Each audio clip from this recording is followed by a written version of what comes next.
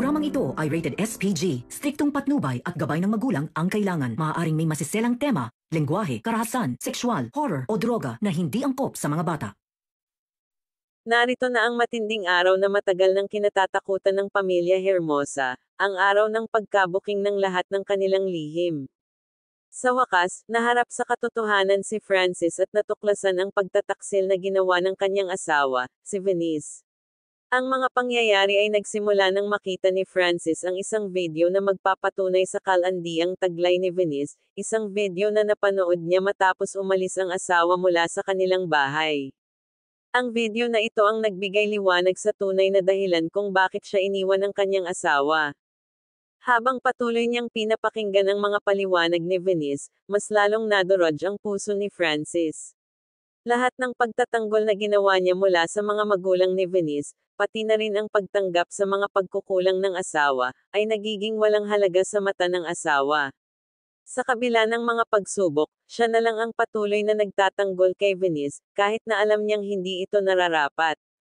Dahil dito, ang galit ni Francis ay nagudyok sa kanya na tumungo sa bahay ng mga Hermoso at makipag-usap kay Venice ng harapan.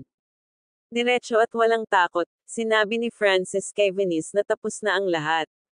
Sinabi niyang ilang beses na niyang tinanong si Venice kung may ibang tao na ba siyang mahal, dahil nararamdaman niyang malamig na siya dito. Pero laging pareho ang sagot ni Venice, na siya ay nagmamahal pa rin kay Francis. Subalit, matapos mapanood ang video, malinaw na kay Francis na hindi na nila kayang ituloy ang kanilang relasyon. Aniya, hindi na siya magpapaligoy-ligoy pa at maghahanap ng abogado upang ayusin ang kanilang annulment. Sa gitna ng tensyon, tinanggal ni Francis ang kanyang wedding ring, isang simbolo ng kanilang kasal, at ipinakita ang labis na puot at kalungkutan.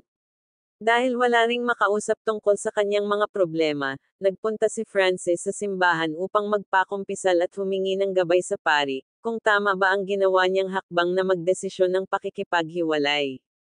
Ngunit sa isang hindi inaasahang pangyayari, hindi si Francis ang magkokumpisal, kundi si Tata, isang malapit na kaibigan. Doon ay inamin ni Tata na may lihim siyang nararamdaman para kay Francis. Ayon kay Tata, hindi na niya kayang pigilan ang nararamdaman niyang pagmamahal sa isang taong hindi dapat pagmahalan, isang taong may asawa.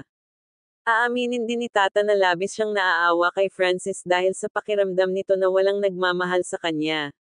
Ngunit para kay Tata, si Francis ay napakabuting tao at karapat-dapat mahalin.